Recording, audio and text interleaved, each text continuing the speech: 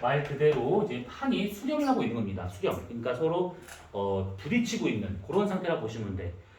보통 이 중동 과정에서 어떻게 설명이 되고 있는 거냐면 이게 대륙판끼리 크게 보면 대륙판끼리 이렇게 충돌하는 경우랑 아니면 대륙판하고 해양판이 충돌하는 경우랑 그 다음에 해양판과 해양판이 충돌하는 경우 이렇게 세 가지로 보고 있는데 이때 얘네들이 충돌하는 그 이유가 뭐냐라고 하게 되면 중동 과정에서는 이것이 서로 이제 마주보는 방향으로 이제 다가왔었을 때 서로 이제 부딪히는 거다 이렇게 얘기를 합니다. 그런데 엄밀히 말하면 이 수렴한 경계라고 하는 이거 모든 것 판도 마찬가지인데 모든 것들은 그렇게 이동 방향만으로 생각할 것이 아니고 같은 방향으로 간다 하더라도 얼마만큼 빠르게 가느냐에 따라서 이게 수렴형 경계가 될 수 있다라는 거. 우선 이게 무슨 말인지는 좀 더 보고 생각하시면 돼. 자, 우선은 이런 것들 다 떠나서 우리가 이제 한번 일반적인 이런 걸 해봅시다. 자, 만약에 판이 이렇게 있었대. 이렇게. 그 다음에 판이 이렇게 있었대. 그러면 이게 중동에서 어떻게 되는 거냐면 이렇게 서로 마주 보면서 이렇게 와야 여기가 지금 수렴 경계가 된다. 이렇게 말하고 있는 것들이지. 근데 판이 이렇게 움직인다라고 하는 것은 사실 판 자체에 원동력이 있는 것이 아니고 판이 이제 멘틀 위에 떠 있는 상태가 되다 보니까 멘틀의 이동 방향에 따라서 얘가 이렇게 가고 있다라고 보시면 돼요. 그러면 결국 여기서 이쪽으로 멘틀이 오고 이쪽으로 멘틀이 오고 그래서 여기서 멘틀이 만나면서 밑으로 떨어지다 보니까 그 위에 있는 판이 떠 있는 상태에서 이렇게 충돌하더라. 요놈이지. 이게 중학교 때 배우는 것들. 근데 이거 말고 속도에 대한 것으로 이제 판 경계가 나올 수가 있는데 뭐냐면 똑같이 판이 이렇게 두 개가 있어요. 이렇게. 그런데 여기 있는 이 판이 지금 이렇게 가고 있대. 이 정도의 빠르기로. 근데 오른쪽에 있는 판은 같은 방향인데 조금 느리게 가고 있대. 이렇게. 그러면 뒤에 따라오는 판이 앞에 가는 판보다 훨씬 더 빠르게 접근하고 있는 중이다 보니까 여기서 만날 수밖에 없다는 얘기지. 그러면 판이 이렇게 이동 속도가 방향은 똑같은데 속도가 다른 이유가 뭐냐라고 하면 당연히 얘도 밑에 있는 멘틀 대류 때문에 그런 겁니다. 그래서 얘 밑에 있는 멘틀이 아주 빠르게 이쪽으로 가고 있는 중이고 요 판 밑에 있는 멘틀은 천천히 가다 보니까 서로 만나더라 이 얘기지. 그럼 뭔가 좀 이상한 생각이 좀 들어야 돼. 얘가 지금 만나게 되면 보통 수렴의 경계에서는 멘틀이 하강한다라고 배우는데 이렇게 같은 방향 가고 있잖아요. 뒤에 따라오는 멘틀이 더 많잖아. 그러면 여기서 얘네들이 만나가지고 앞에서 빨리빨리 빠져나가줘야 되는데 안 나가. 느려. 그래서 뒤에서 오는 이 멘틀이 앞을 지나갈 수는 없고 일부가 밑으로 떨어집니다. 이렇게.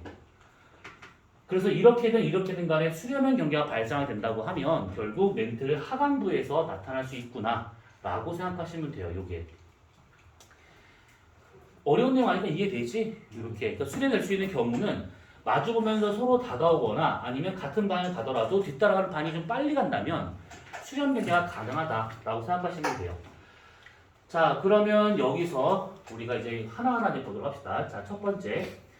대륙과 대륙이 충돌하는 경우를 따져본다면 우선은 대륙 지각이 지구 전체에서 밀도가 제일 작아. 요거의 뭐 숫자까지는 몰라도 되는데 대략 얘 같은 경우에는 한 2.7g 정도가 나오죠. 단위 부피당 들어있는 것이. 해양 지각과 같은 경우는 약 한 3.0g 정도가 나와요. 단위 부피당. 그러니까 밀도가 대륙 지각이 제일 작아. 그러면 대륙과 대륙이 충돌한다. 그러면 저밀도의 땅 두 개가 충돌하고 있는데 얘하고 얘가 둘 다 두꺼워. 엄청 두꺼워. 뭐 이게 작게 잡으면 50km고 두께가 좀 크게 잡으면 한 100km 되고 있습니다. 그래서 얘 같은 경우가 이런 식으로 두꺼운 대륙판이 서로 떨어져 있다가 요 놈이 요쪽으로 서로 마주보고 오고 있대. 자, 그러면 대륙과 대륙 사이에는 당연히 바다가 있을 것이고 그 바다 밑바닥에는 해양판이 이렇게 있어야겠지. 그 멘틀 대류가 지금 여기서 어떤 형태가 나타날 수 있는 거냐라고 친다고 그러면 멘틀은 여기서 이런 식으로 이렇게 지금 떨어지는 상황이구나 라고 생각하시면 돼요. 이렇게. 자, 이렇게 되고 있는 상황에서 서로 이제 막 충돌하려고 그래. 그러면 이 밑에 있는 이 해양판과 같은 경우는 대륙판보다 밀도가 크잖아. 그러면 얘하고 얘가 충돌하고 얘하고 얘가 충돌하기 때문에 결과적으로 대륙판이 서로 가까워지잖아. 이렇게 가까워지게 된다고 하면 그때 해양판과 같은 경우는 밀도가 크기 때문에 대륙판 밑으로 이제 기어들어가기 시작해요. 그래서 이렇게 나타나더라 라는 얘기지. 이렇게 여기는 이제 바다가 될 거고 이렇게 대륙과 대륙이 서로 이쪽 방향으로 다가오면서 서로 충돌하면 되는 이렇게. 자, 그러면 시간이 지나서 이제 해양판은 완전히 대륙판 밑으로 섭입을 할 것이고 나중에 대륙과 대륙이 서로 충돌을 합니다. 자, 이렇게 충돌하게 되는데 그때 이제 바다는 사라졌을 것이고 이제 해양판도 밑으로 이제 다 섭입해서 사라졌을 것이고 문제는 뭐냐면 이 해양판 위에 대륙 지각에서 풍화짐식으로 공급된 퇴적물들이 여기 이렇게 쌓여 있을 거란 얘기죠. 이렇게. 자, 이렇게 쌓여 있는 퇴적물이 있었을 것인데 서로 충돌을 해. 그러면 이 퇴적물들이 횡압력을 강하게 받으면서 이렇게 많이 쭈글쭈글해진다 이런 식으로. 응? 많이 쭈글쭈글해집니다. 분필이 쭈글쭈글. 그러면 얘가 더 충돌을 했대. 그러면 여기는 해양판의 밀도 크니까 밑으로 가라앉았지만 여기 있는 이 퇴적물들은 대륙지각에서 공급된 저밀도의 짱돌이다 보니까 얘처럼 이렇게 밑으로 못 들어갑니다. 그래서 여기서 아주 많이 눌린 애들이 나오는가 하면 이것 중에 대부분은 다 이렇게 위로 솟구쳐요. 이렇게. 그래서 이런 식으로 판과 판 사이에 이렇게 거대한 산맥이 쭉 한 경계를 따라서 나타나더라가 되고 있는 것들이지. 대륙과 대륙이 충돌해졌을 경우에 중간에 있던 해저 퇴적물들이 이렇게 솟구쳐 올라오게 되는데 이런 것들의 대표적인 경우가 뭐가 있을 수 있냐면 히말라야 산맥이 이런 경우고 그 다음에 알프스 산맥과 같은 경우가 여기에 속하고 있습니다. 자, 그러면 이렇게 되었다라고 가정을 하고 우리가 이 산맥을 조금 더 좀 보자면 이 산맥을 구성하고 있는 대부분의 암석은 애초에 이 해저에 있었던 퇴적물들이 올라와서 굳어진 거기 때문에 주로 퇴적암의 상태로 많이 나와요. 퇴적암의 상태로. 그리고 이 퇴적암 안에는 당시 바닷속에 살고 있었던 해양 생물들의 화석들이 많이 나올 수가 있습니다. 대표적인 것이 저기 암모나이트. 우리나라 이게 없으니까 나오진 않고 있는 것들이지. 그 다음에 여기 중간에 찡겨가지고 고압 환경에 놓이게 되잖아. 그러면 여기 있는 애들이 녹아버립니다. 그래서 그 녹은 애들이 이제 굳어지게 된다면 여기서 화성암이 나올 수 있더라라는 얘기지. 특히 여기서 나오는 이 화성암과 같은 경우는 이 지하 깊은 곳에서 마그마 형성된 다음에 식은 거다 보니까 대부분이 다 심성암의 상태로 이렇게 나타나더라라고 보시면 돼요. 심성암. 그리고 얘처럼 이제 마그마 상태까지는 가지 않았는데 그 아주 고압 환경에 놓이면서 여기 주변에 변성된 흔적이 나오는 경우가 덜어 있는데 그때 요거와 같은 경우는 변성암이 이렇게 나오더라가 되는 것이지. 그래서 이제 대륙과 대륙이 충돌해서 생길 수 있는 습곡산맥과 같은 경우는 퇴적암이나 그 다음에 화성암이나 특히 뭐 심성암이지 변성암이나 이런 것들을 좀 다 볼 수 있는데 여기서는 그것들이 어디에 분포하고 있는가 요 정도만 우선 봐주면 돼. 자, 그 다음에 두 번째 대륙과 그 다음에 해양이 서로 충돌을 합니다. 자, 얘 같은 경우에도 우리가 지금 여기 나와 있는 요 그림을 요렇게 볼 것인데 그림을 좀 이렇게 다르게 한번 그려보도록 합시다. 해양판이 대륙판 밑으로 들어가.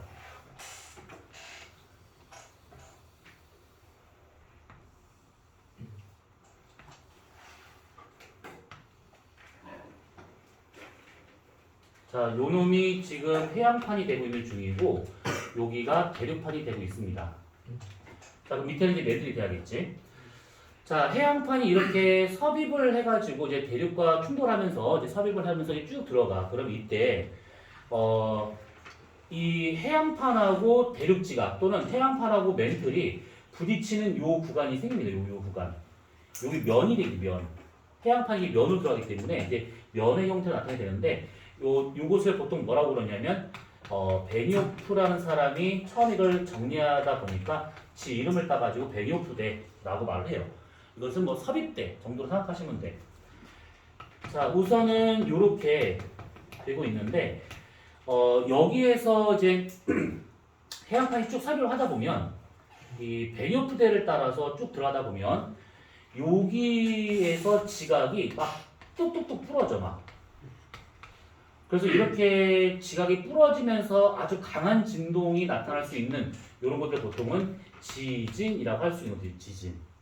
이 지진과 같은 경우가 지금 보면 얘처럼 이제 섭입을 해서 썼을 경우 얕은 곳에서 발생하는 경우도 있고 아주 깊은 데서 발생하는 경우도 있어요. 그래서 얕은 곳에서 발생하는 이런 지진들을 천발 지진, 깊은 데서 발생하는 얘 같은 경우를 신발 지진이라고 이렇게 얘기하고 있는 중이지. 천발과 신발을 구분하는 기준은 이 진원의 깊이가 지표로부터 100km보다 얕은가, 천발, 깊은가, 신발 이렇게 구분하게 됩니다. 근데 이제 간혹 중발진이라는 표현을 쓰는데 그건 말 같다는 소리고. 그래서 우선 천발과 신발 두 가지 나눠보시면 되고 그 다음에 여기 중간중간에 마그마가 형성이 돼요. 그 마그마 형성된 것이 쑥쑥쑥쑥 올라와가지고 이렇게 빵 터지게 된다면 이게 화산으로 나타날 수 있는 것이죠. 이렇게. 자, 그랬었을 때 이 대류판, 섭입을 당하는 판 가장자리를 따라서 이렇게 화산성들이나 화산들이 즐비하게 이어질 수가 있는 것인데 그런 화산들을 뭐라고 그러냐면 호상, 원호의 모양으로 있는 열도, 줄지어 있는 섬, 호상열도가 나타나기 시작합니다. 이것이. 자, 이 호상열도와 같은 경우는 대표적인 경우가 일본이 이런 경우지. 그리고 인도네시아 마찬가지인데 거기는 대륙과 해양이 아니니까 저기 어디냐 알래스카하고 러시아가 이어지고 있는 거 베링해협 근처에 알류산 열도라고 하는 것이 있는데 거기와 같은 경우도 대표적인 호상열도가 되고 있구나 이런 식으로. 그리고 여기서 볼 수 있는 지형 중에 이런 것도 있죠. 얘처럼 아주 깊은 바다에 형성되는 거 해구. 요 해구와 같은 경우에는 전 세계적으로 봤었을 때 대표적인 것이 얘는 저기 거시기 일본 해구. 그 다음에 페루에서부터 칠레까지 이어지고 있는 페루 칠레 해구. 요런 데가 대표적인 대륙과 해양이 만나 생기는 그런 해구가 되고 있다라고 보시면 돼요. 그리고 여기서 그림으로 지금 표현을 안 했는데 이 해양판 위에 있던 퇴적물들, 아까 말했던 이런 퇴적물들이 이게 해양판에 쑥 들어가잖아요. 그러면 여기 위에 있던 그 퇴적물들이 밑으로 빠져들지 못하고 대류판에 계속 달라붙어가지고 이 대류판 가장자리 산맥을 만드는 경우가 더러 있어요. 그런 산맥들과 같은 경우가 똑같이 스콕산맥이 될 것인데 얘랑은 좀 다른 것이 얘 같은 경우가 대표적인 것이 로키 산맥 또는 안데스 산맥이 이런 경우다라고 보시면 돼요. 그러니까 알프스나 히말라야와 같은 산맥은 대륙과 대륙 충돌한 것이고 로키나 안데스와 같은 경우는 대륙과 해양이 충돌하는 경우 이렇게 좀 이렇게 판 종류가 달라. 자, 그러면 지금 이 그림상 봤을 때 그럼 해양판은 어디까지 들어가요? 라고 할 것인데 이 해양판이 들어갈 수 있는 최대 깊이와 같은 경우 현재 밝혀진 바로는 쭉 들어가면 얘가 어느 깊이에서 녹아. 그래서 이게 녹은 물질이 이게 그 해양판 끝자락에 좀 달라붙어 있는 경우가 생기는데 그때 여기 깊이가 아까 저기서 말하고 있는 700km 정도, 그러니까 한 670km 정도에서 얘가 이런 식으로 녹은 상태로 해양판 끝자락에 붙어 있더라. 이렇게 생각하시면 돼요. 마찬가지로 얘가 해양판이 이게 섭입한다는 것은 밑에 있는 판이 밑으로 이렇게 그 멘틀이 밑으로 이렇게 쑥 떨어지기 때문에 멘틀 대류와 함께 이렇게 해양판이 들어가고 있다라고 볼 수가 있는 것이지. 굳이 따져보자면 이렇게 멘틀이 이런 식으로 이렇게 밑으로 하강하다 보니까 저렇게 이제 해양판이 섭입을 하더라. 이렇게. 어때요? 이해되고 이건 이해고 자식 할 게 없잖아요. 그치? 알겠습니다. 자, 그 다음에 세 번째 해양과 해양이 서로 충돌하는 경우. 자, 해안과 해안이 서로 충돌하는 경우는 둘 다 이제 바닷속에 있는 판이다가 되는 것이고, 자, 해안판이 이렇게 하나가 다가오고 있고, 얇지 해안판은. 그 다음에 또 하나 해안판이 이렇게 다가오고 있습니다. 자, 그랬을 때 서로 지금 얘가 뭐 이렇게 가든 저렇게 가든 이게 뭐 아무튼 충돌하려고 한다 쳐. 그럼 그때 두 개의 해안판 중에서 반드시 한 개의 해안판은 밀도가 클 수밖에 없어. 떨어져 있는 두 해안판이다 보니까 밀도가 똑같을 수는 없습니다. 그래서 밀도 큰 애가 밀도 작은 애 밑으로 이렇게 들어가기 시작해. 그래서 마찬가지로 쭉 들어가잖아요. 그러면 이 녹은 물질이 이렇게 달라붙어 있는 상태가 되더라. 요 깊이가 아까 말했던 요 정도 깊이라고 생각하시면 돼요. 자, 그러면 얘도 마찬가지로 여기에서 볼 수 있는 지형 중에 얘처럼 아주 깊은 요런 바다가 형성이 돼. 지금 이게 표현을 좀 제대로 못했는데 사실 얘가 들어가면서 요 끝에 있는 얘도 같이 딸려 들어가기 시작합니다. 이것이. 그래서 저것보다 훨씬 더 깊은 해구가 발생할 수 있는 것들인데 아무튼 이런 것들도 해구가 되는 것이고 대표적인 해구가 아까 잠깐 얘기 나왔었던 마리아나 해구가 이런 경우지. 해안과 해양이 충돌할 경우가 훨씬 더 깊은 그런 해구가 발생한다라고 보시면 되고, 그 다음에 얘도 마찬가지로 이제 진원의 깊이가 요 배경푸드에 따라서 점점 깊어지는 경향이 있다라고 하는 거나, 그리고 중간중간에 이렇게 마그마가 형성이 돼요. 이렇게 그 마그마들이 빵 터지면 똑같이 화산이 이렇게 될 수 있는 것인데, 만약에 이것이 바닷속에 이런 식으로 섬도 아닌 바닷속에 있는 이런 형태다 라고 하면 이것은 해산이라는 말을 쓰고 바다에 있는 산, 이게 만약에 아주 대규모 분화했거나 아니면 이 수심이 얕아가지고 일부가 이렇게 물밖에 드러났대. 그럼 이것을 화산섬이라 할 수 있는 것들이지. 근데 이 화산섬도 섭입을 당하는 판 가장자리를 따라서 나타나기 때문에 얘 이름도 토상열도가 되는 겁니다. 대표적인 것이 아까 잠깐 나왔었던 인도네시아와 같은 그런 동남아 일대에 있는 그런 화산섬들이 다 이런 형태다라고 보시면 돼요. 자, 우선은 그럼 얘도 마찬가지로 멘틀의 운동은 밑으로 떨어지는 요 하강 대류가 있구나라고 볼 수 있는 것들이지. 자, 그래서 여기까지 질문. 지금 예시로 들은 여러 지역들이 있을 것인데 그럼 이따가 세계 지도에 표시 한번 해볼 거니까 우선은 이름 정도는 좀 기억해둘 필요가 있어. 니네 판구조론 1학년 때 배우지? 네. 네. 그러면 좀 기억을 해둘 필요가 있어요. 자, 그러면 이렇게 수렴형 경계가 있다라고 가정을 하고 우리가 그래서 조금 더 한번 좀 생각해 봅시다. 조금 더 뭐냐면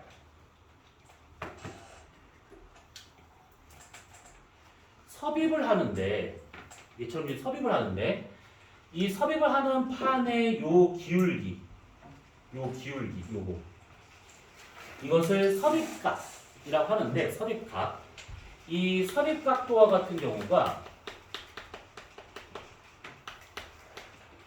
어떻게 해야 커질 것인가 요거 생각하면 되는데 우선 이거 결론만 얘기해 보자면 섭입각도는 그 섭입을 하는 판이 있지 그 섭입하는 그 판에 멘틀이 어느 정도의 부력으로 작용할 수 있는가 요게 중요한 거야. 부력. 그러면 부력과 같은 경우에는 공식 알고 있지? 네. 부력 F는 로지 V. 로지 V가 되는 것이죠. 네. 그러면 같은 부피의 해양판에 들어간다라고 친다고 하면 결국 G는 어차피 지구에서 하는 거니까 똑같은 것이고 그러면 델타 로우가 얼마냐에 따라서 부력을 다르게 받을 수 있다라고 생각하시면 돼요. 네. 그래서 밀도 차가 크면 클수록 부력을 아주 강하게 받겠구나 라고 생각하시면 되는 겁니다. 부력은 결국 밀도 차에 의해서 결정되고 있는 거니까. 자, 그럼 이게 무슨 말이냐면 자, 만약에 판이 하나가 있고 판 하나가 또 있었대 이렇게. 자, 그랬을 때 요런 경우 하나와 그 다음에 하나의 경우가 더 있었대 이렇게. 자, 요거랑 요거랑 다른 경우야. 자, 지금 그 섭입을 당하는 판 왼쪽에 있는 판의 밀도를 우리가 1이라고 가정해보고 얘도 지금 1이라 보고 멘틀의 밀도는 여기가 5, 여기도 5라고 볼 거야 이렇게. 그러면 오른쪽에 있는 판이 왼쪽 판 밑으로 삽입을 하는데 삽입을 하는 판의 밀도가 예를 들어 만약에 얘는 2라고 생각을 해보고 얘는 만약에 4라고 한번 가정을 해보자고 이렇게. 그러면 얘가 얘 밑으로 들어가고 얘가 얘 밑으로 들어갑니다. 이렇게 들어가는데 그때 얘하고 얘하고의 밀도 차는 전혀 중요하지가 않아요. 이거는 삽입을 하는 판과 그 다음에 들어가는 곳의 밀도, 멘틀의 밀도가 어느 정도의 차이냐가 중요한 것인데 얘랑 지금 밀도 차가 3 정도 차이 나고 있지 이렇게. 얘와 같은 경우는 요게 관계가 중요한 것이 아니고 얘랑 밀도 차가 지금 1 정도밖에 차이가 안 나. 그러면 삽입을 하는 판에 가는 멘틀의 부력은 누가 더 클까? 왼쪽, 오른쪽. 삽입을 하는 판에 멘틀 떠받치려고 하는 부력은 왼쪽, 오른쪽 누가 더 크게 나올까? 얘가 지금 밀도차 더 커. 그러면 판이 삽입하려고 하는데 부력을 밀도차 크니까 부력을 강하게 받겠지. 그래서 얘가 완만하게 이렇게 들어갑니다. 근데 얘와 같은 경우는 얘랑 밀도차가 1밖에 안 돼. 조금만 뭐 더 성분이 추가되면 그냥 멘틀이야. 그냥 밀도가. 그래서 얘 같은 경우는 이렇게 급하게 들어가더라. 그래서 삽입각도가 둘의 밀도차가 크게 나타나면 삽입각도가 완만하게 나타나게 되는 것이고 둘의 밀도차가 작다. 그러면 떠받치는 부력이 작기 때문에 삽입각도가 커진다. 이렇게 보시면 돼요. 얘는 부력을 아주 강하게 받고 있는 상태고요. 얘는 부력을 찔끔 받고 있다 보니까 그냥 쑥 떨어지더라. 그러면 쉽게 생각하면 삽입을 하는 판이 무거울수록 급하게 들어간다는 얘기지. 이거 너무 당연한 얘기잖아요. 근데 그렇게 하면 맞아 할 텐데 이상하게 이렇게 해놓으면 좀 이해를 잘 못하더라고. 근데 어쨌든 간에 삽입을 하는 판하고 멘틀하고의 밀도차가 크면 클수록 다른 말로 무거울수록 또는 가벼울수록 삽입각도가 다르게 나타난다. 이렇게 생각하시면 돼요. 자 여기까지 좀 잘 이해가 안 가는 부분. 한 경기에서 이해고 자시고 할 수 있어.